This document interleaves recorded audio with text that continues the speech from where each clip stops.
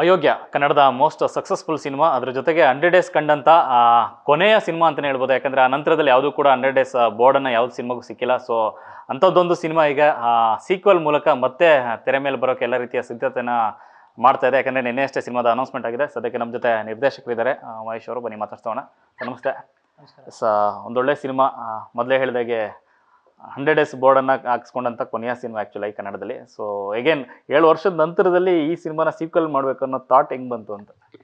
ಇಲ್ಲ, 6 ವರ್ಷಗಳ ಹಿಂದೆ ರಿಲೀಸ್ ಆದಾಗ ನಾನು ಅಯೋಗ್ಯ ಬರ್ಕೊಂಡಿದ್ದೀನಿ ಒಂದು ಸೀಕ್ವೆಲ್. ಇವತ್ತೆಲ್ಲ ಬರ್ಕೋತಾರೆ, ಪಾರ್ಟ್ 2 ಮಾಡಬೇಕು ಅಂತ ಲೀಡ್ ಕೊಡು ಅಂತೆಲ್ಲ ಮಾಡ್ತಾರೆ. ನಾನು ಏನು ಲೀಡ್ ಏನು ಮಾಡಿರಲಿಲ್ಲ. ಅದನ್ನು ಆ್ಯಕ್ಚುಲ್ ನ್ಯಾಚುರಲ್ ಆಗಿ ಆಗೋಗಿತ್ತು. ಅವ್ರು ಗ್ರಾಮ ಪಂಚಾಯತ್ ಸದಸ್ಯ ಆಗಿ ಹೇಳ್ತಾನೆ, ಟೈಮ್ ಚೇಂಜ್ ಅನ್ನೋದೊಂದು ಲೀಡ್ ಕೊಡ್ತಾನೆ. ಅವ್ರ ಟೈಮ್ ಚೇಂಜ್ ಆಗಿರುತ್ತೆ. ಬಚ್ಚಗೌಡ ಸೋತಿರ್ತಾರೆ, ಅವ್ರ ಕೈ ಸನ್ನೆ ಮಾಡಿಹೋಗ್ತಾರೆ, ನೋಡ್ಕೋತೀನಿಲ್ಲ ಅಂತ. ಅಗೇನು ಮದುವೆ ಆಗಿರ್ತಾನೆ, ರಾಂಗ್ ಜೋಡಿಗಳೆಲ್ಲ ಕೂರ್ಸ್ಕೊಂಡು ರೈಟ್ ಜೋಡಿಗಳಾಗಿ ಮದುವೆ ಆಗ್ತಾರೆ. ಇದೆಲ್ಲ ತಂತಾನಾಗೆ ಸಾಫ್ಟ್ ಲೀಡ್ ತೊಗೊಂಡಿತ್ತು. ಸೊ ಗೆದ್ದ ನಂತರ ಆಲ್ವೇಸ್ ಒಂದು ಸಿನಿಮಾ ಗೆದ್ದ ತಕ್ಷಣ ಸೀಕ್ವೆಲ್ ಮಾಡ್ತಾರೆ. ಸೀಕ್ವೆಲ್ ಟ್ರೆಂಡ್ ಇವಾಗ ಸ್ಟಾರ್ಟ್ ಆಗಿದ್ದು 2-3 ವರ್ಷಗಳಿಂದ. ಸೊ ಒತ್ತಡ ಜಾಸ್ತಿ ಇತ್ತು. ಆದರೆ ಒಂದು ಖಾಸಗಿ ಚಾನಲ್ ಕಲರ್ಸ್ ಕನ್ನಡದವರು ಇದನ್ನು ಸಾಕಷ್ಟು 350ಕ್ಕೆ ಹೆಚ್ಚು ಸಲ ಟೆಲಿಕಾಸ್ಟ್ ಮಾಡಿದ್ದಾರೆ ಈ ಒಂದು 6 ವರ್ಷದಲ್ಲಿ. ಇಷ್ಟು ಜನ ನೋಡ್ತಾನೆ ಇರ್ಬೇಕಾದ್ರೆ ನಾನು ಬೇಗ ಸೀಕ್ವೆಲ್ ಮಾಡಿದ್ರೆ ಬೇಗ ಕಂಪ್ಯಾರಿಸನ್ ಸ್ಟಾರ್ಟ್ ಆಗೋಗುತ್ತೆ. ಅದು ಹೆಂಗಿತ್ತು ಹಿಂಗಿತ್ತು ಅಂತ. ಅದನ್ನು ಸ್ವಲ್ಪ ಫೇಡ್ ಆಗೋಕ್ಕೋಸ್ಕರ ವೆಯ್ಟ್ ಮಾಡಿದೆ. ಒಂದು ವರ್ಷದಿಂದ ಹಲವಾರು ನಿರ್ಮಾಪಕರುಗಳು ಹೊಂದಾಣಿಕೆ ಆಗ್ತಾ ಇರಲಿಲ್ಲ. ಮಾತಾಡ್ತಾ ಇದ್ದು ಸಿನಿಮಾಗೆ ಹಾಕೋರು ಇಲ್ಲಿ ನಮಗೆ ರೆಮೆಂಡೇಷನ್ ಕೊಡಲ್ಲ, ಇಲ್ಲ ನಮ್ಗೆ ಹಾಕಿದ್ರೆ ಸಿನಿಮಾಗೆ ಹಾಕಲ್ಲ. ಬಟ್ ಸಿನಿಮಾಗೂ ಚೆನ್ನಾಗಿ ಹಾಕಿ ನಮಗೂ ಒಳ್ಳೆ ರೆಮೆಂಡೇಷನ್ ಕೊಡುವಂಥ ನಿರ್ಮಾಪಕರು ಬೇಕಾಗಿತ್ತು. ಸೊ ನಮಗೆ ಸರಿಯಾದ ಅಂತ ಒಂದು ನಿರ್ಮಾಪಕರಿಂದ ಮುನಿಗೌಡ್ರ ಸರ್ ಬಂದರು. ನನಗಾಗಲಿ, ರಚಿತಾ ಮೇಡಮ್ಗಾಗಲಿ, ಸತೀಶ್ ಸರ್ಗಾಗಲಿ, ಇಡೀ ನನ್ನ ತಂಡಕ್ಕೆ, ಟೆಕ್ನಿಷಿಯನ್ ಆರ್ಟಿಸ್ಟ್ಗೆಲ್ಲ ಒಂದು ತೃಪ್ತಿ ಆಗೋ ಥರ ರೆಮೆಂಡೇಷನ್ ಕೊಟ್ಟು ಸಿನಿಮಾನ ಗ್ರ್ಯಾಂಡಾಗಿ ಮಾಡ್ತೀನಿ ಅಂತೇಳಿ ನೆನ್ನೆ ಬಿಟ್ಟಂಥ ಒಂದು ವಿಡಿಯೋಗೆ 15 ಲಕ್ಷ ಖರ್ಚು ಮಾಡಿದ್ದಾರೆ ಅವರು. ಅನೌನ್ಸ್ಮೆಂಟ್ ವಿಡಿಯೋಗೆ 15 ಲಕ್ಷ ಖರ್ಚು ಮಾಡಿದ್ದಾರೆ. ಮಹೇಶ್ ಹಿಂಗೆ ಬರಬೇಕು.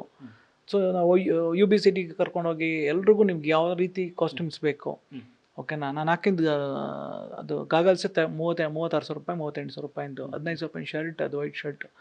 ಇಲ್ಲ ತಗೊಳ್ಳಿ, ನಿಮ್ಗೆ ಏನು ಬೇಕು ಆ ಗ್ರ್ಯಾಂಡಾಗಿ ಏನು ಯೋಚನೆ ಮಾಡ್ತೀರಾ ಡೈರೆಕ್ಟ್ರ್, ನೀವು ಹಂಗೆ ಮಾಡಿ ಪ್ರಮೋಷನ್, ನಿಮ್ಮನ್ನು ಯಾವ ರೀತಿ ನಾನು ಕಟ್ಟಾಕಲ್ಲ ಅಂಥೇಳಿ ಲಕ್ಷಾಂತರ ರೂಪಾಯಿ ಶಾಪಿಂಗ್ ಮಾಡಿಸಿ ಅಗೇನು ಅದು ಬೇಕಾದಂಥ ಮ್ಯೂಸಿಕ್ ಲೈವ್ ಮಾಡ್ಬೇಕು ಸರ್ ಅಂದ್ಕೊಂಡೆ. ಅರ್ಜುನ್ ಜನ್ಯ ನಾವು ಮಾಡಿ ಅಂತೇಳಿ 3,69,000 ರೂಪಾಯಿ ಖರ್ಚಾಯಿತು ಬರೀ ಲೈವ್ 1.5 ನಿಮಿಷ ಮ್ಯೂಸಿಕ್ಗೆ ನನಗೆ.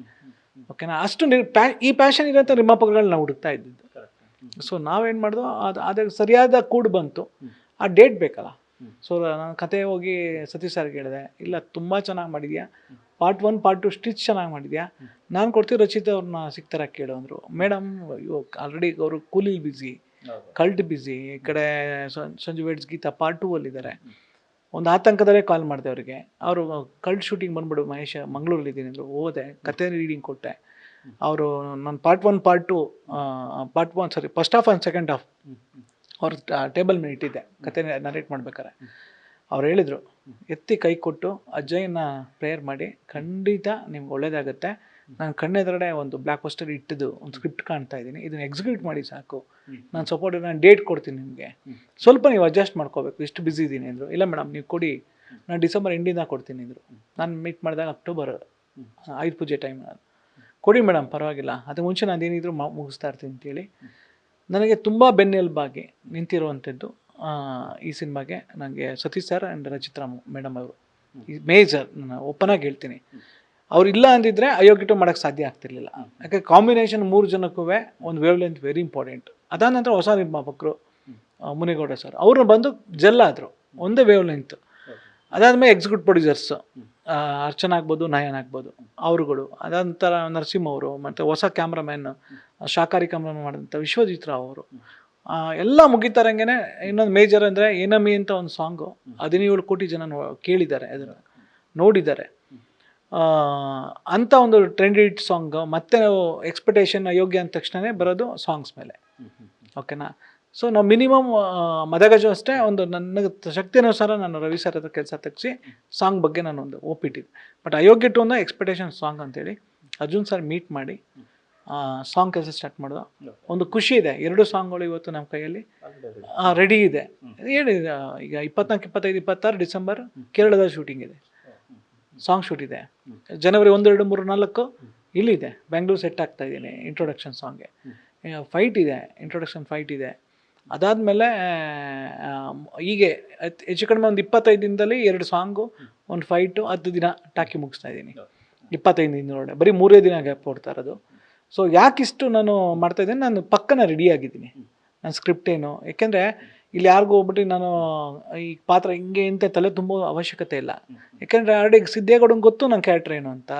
ರವಿ ಸರ್ ಹೋಗಿ ನಾನು ಕತೆ ಹೇಳ್ತೀನಿ ಅಂದರೆ ರವಿಶಂಕರ್ ಅವ್ರಿಗೆ ಒಂದೇ ಗೊತ್ತಿರೋದು, ಬಚ್ಚೇಗೌಡ. ಬಟ್ಟೆ ಹಾಕೊಂಡ್ರೆ ಗೊತ್ತು, ಯಾಕಂದ್ರೆ ಆಲ್ರೆಡಿ ಮಾಡಿದ್ದಾರೆ ಅವರು. ಸೊ ಕತೆ ಎಲ್ರಿಗೂ ನಾನು ಡೀಪ್ಲಿ ಹೇಳ್ತೀನಿ, ಅವ್ರ ವ್ಯೂ ಪಾಯಿಂಟ್ ನಾನು ಕತೆ ಹೇಳಲ್ಲ. ನಾನು ಕಂಪ್ಲೀಟ್ ಸ್ಕ್ರಿಪ್ಟ್ ಅವ್ರಿಗೆ ಗೊತ್ತಿರಬೇಕು, ಏರಿಳಿತಗಳು ಎಲ್ಲೆಲ್ಲಿದೆ, ಟ್ವಿಸ್ಟ್ ಎಲ್ಲಿದೆ, ಕ್ಲೈಮ್ಯಾಕ್ಸ್ ತನಕ ನಾನು ಮೊದಲೇ ಹೇಳ್ತೀನಿ.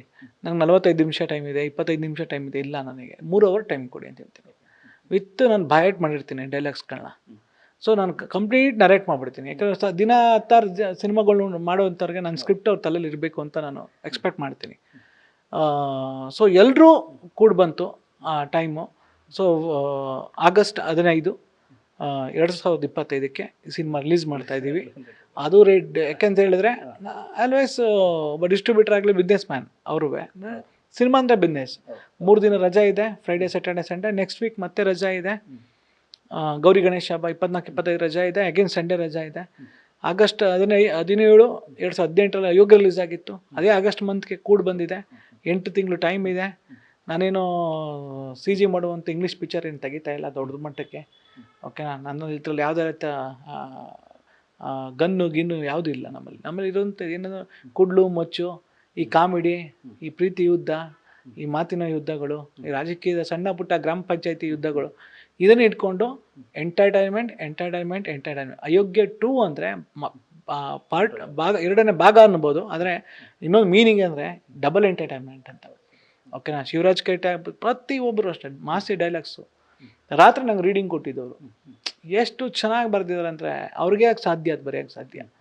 ನಾನೇ ನನ್ನ ಒಂದು ಸೀನ್ನ ಇನ್ನೊಂದು ಮಟ್ಟಕ್ಕೆ ತೊಗೊಂಡೋಗಿದ್ರೆ ಅವ್ರ ಬರವಣಿಗೆಯಲ್ಲಿ. ಓಕೆನಾ, ಆ ಕಲ್ಟನ್ನ ಪದಗಳು ಹಿಡಿಯುವಂಥ ಆ ಜಾಡಾಗ್ಬೋದು. ಎಲ್ಲ ಟೆಕ್ನಿಷಿಯನ್ಸ್ಗಳು ಹೆಂಗೆ ಸೇರಿದ್ದಾರೆ ಅಂದರೆ ಮತ್ತೆ ಅದೊಂದು ಹುಮ್ಮಸ್ಸು. ಈಗ ನಮ್ಮಲ್ಲೇ ಒಂದು ನೀವು ಮಾತಲ್ಲೇ ಗೊತ್ತಾಗುತ್ತೆ. ಇದು ಯಾರು ಅನ್ಕೋಬೋದು, ಏನೇ ಗುರು ಮಗು ಹುಡುಗ ಮುಂಚೆನೇ ಅದೇನೋ ಅಂತಾರಲ್ಲ ಹಂಗಾಗುತ್ತೆ ಅನ್ಬೋದು. ನನ್ನ ಟೆಕ್ನಿಷಿಯನ್ ಕಾನ್ಫಿಡೆನ್ಸ್ ಅದು ಕೊಡ್ತಾ ಇದ್ದಾರೆ, ಎಲ್ಲರೂ ಅವರೇಗಳು ಕೆಲಸ ಮಾಡುವಂಥದ್ದು. ಸೊ ಇದು ಅಯೋಗ್ಯ 2ನ ಈಗ ಬಿಗಿನಿಂಗ್ ಅಪ್ಡೇಟ್ಸ್. ಸೊ ಇದ್ರ ಜೊತೆಗೆ ಸಿದ್ದೇಗೌಡ ಅನ್ನೋ ಕ್ಯಾರೆಕ್ಟ್ರು ಅಯೋಗ್ಯನಾಗಿ ಆ ನಂತರದಲ್ಲಿ ಗ್ರಾಮ ಪಂಚಾಯತಿ ಅಧ್ಯಕ್ಷನಾಗೋ ಕಥೆನ ತುಂಬ ಚೆನ್ನಾಗಿ ಎಣೆದಿದ್ರಿ.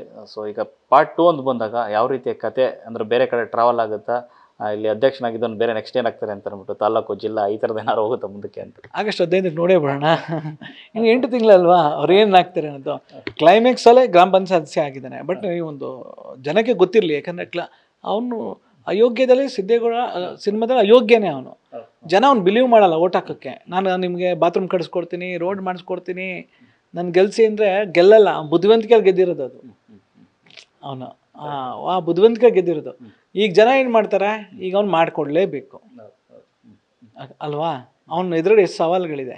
ಆಮೇಲೆ ಸೋತನೇನೋ ಸಾಮಾನ್ಯ ಮನುಷ್ಯನ, ಬಚ್ಚೇಗೌಡ ಅಂತ ಊರಿಗೆ ದೊಡ್ಡ ಮನುಷ್ಯ, ಒಬ್ಬ MLAಗೆ ರೈಟ್ ಹ್ಯಾಂಡ್ ಅವನು.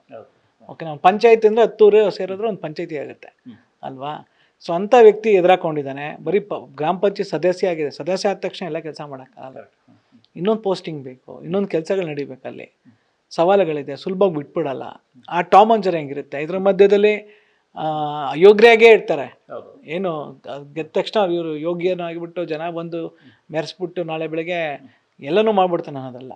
ಅದ್ರ ಮಧ್ಯೆ ಇನ್ನೊಂದು ಸವಾಲು ಬರುತ್ತೆ. ಒಂದು ಅಷ್ಟು ವಿಶೇಷವಾದ ಪಾತ್ರಗಳು ಬಂದು ಆ್ಯಡ್ ಆಗ್ತವೆ ಕ್ಲೈಮ್ಯಾಕ್ಸ್ ಟೈಮಿಗೆ. ಹೊಸದಾಗಿ ಒಂದು ಕೌಲುಗಳು ಹೊಡೆಯುತ್ತೆ ಈ ಜರ್ನಿಲಿ. ಸೊ ಇವೆಲ್ಲ ಸೇರ್ಕೊಳ್ಳುತ್ತೆ. ಇದನ್ನಂತ ಹೇಳ್ಬೋದು. ಕ್ಲೈಮ್ಯಾಕ್ಸಿಂದನೇ ನೆಕ್ಸ್ಟ್ ಡೇನೇ ಕಂಟಿನ್ಯೂಸ್. ಇದು ಕ್ಲೈಮ್ಯಾಕ್ಸಲ್ಲಿ 1 ಓಟಿಂದ ಮರಗೋಡಳ್ಳಿ ಸಿದ್ದೇಗೌಡರು ಗೆದ್ದಿದ್ದಾರೆ ಅಂತ ಅನೌನ್ಸ್ಮೆಂಟ್ ಆಗುತ್ತೆ, ಆಗುತ್ತೆ. ಅದಾದಮೇಲೆ ಮದುವೆ ಆಗುತ್ತೆ.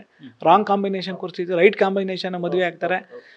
ರಚಿತಾ ಅವ್ರ ಜೊತೆ ವೈಟ್ ಆ್ಯಂಡ್ ವೈಟ್ ಹಾಕ ಬಂದು ಒಂದು ಪ್ರಮಾಣ ವಚನ ತಗೋತಾರೆ. ಆ ಸಾಕಮ್ಮನಿಗೊಂದು ನಮಸ್ಕಾರ ಮಾಡ್ತಾರೆ. 1 ಓಟ ಗೆಲ್ಲಿಸ್ತಂತ ಸಾಕಮ್ಮನ್ನ. ಬಟ್ ಸಾಕಮ್ಮ ಇವಾಗಿಲ್ಲ, ಗೆಲ್ಸಿದ್ದ ಅವರು ಅಲ್ವಾ. ಮತ್ತೆ ಓಪನ್ ಆಗುತ್ತೆ ಸಾಕಮ್ಮನ ಮೇಲೆನೆ, ನೀನೇನ ಗೆಲ್ಸ್ಬಿಟ್ಟೆ, ಇವಾಗ ನನ್ನಿರೋದು ಟಾಸ್ಕ್ ಏನು ಅಂತ. ಅದೇ ಅಗೇನ್ ಎಂಟರ್ಟೈನ್ಮೆಂಟ್ ಆಗಿ ನೆಕ್ಸ್ಟ್ ಡೇನೇ ಹೇಳ್ಕೊಂಡು ಹೋಗ್ತೀನಿ. ಸೀಕ್ವೆಲ್ ಇದೊಂಥರ. ಎಷ್ಟು ಹೋಗುತ್ತೋ ಹೋಗಲಿ, ಪಾರ್ಟ್ 3 ಹೋಗುತ್ತಾ ಹೋಗಲಿ, ಪಾರ್ಟ್ 4 ಹೋಗುತ್ತಾ ಹೋಗಲಿ, ಅಷ್ಟು ರೆಡಿ ಮಾಡಿ ಇಟ್ಕೊಂಡಿದ್ದೀವಿ.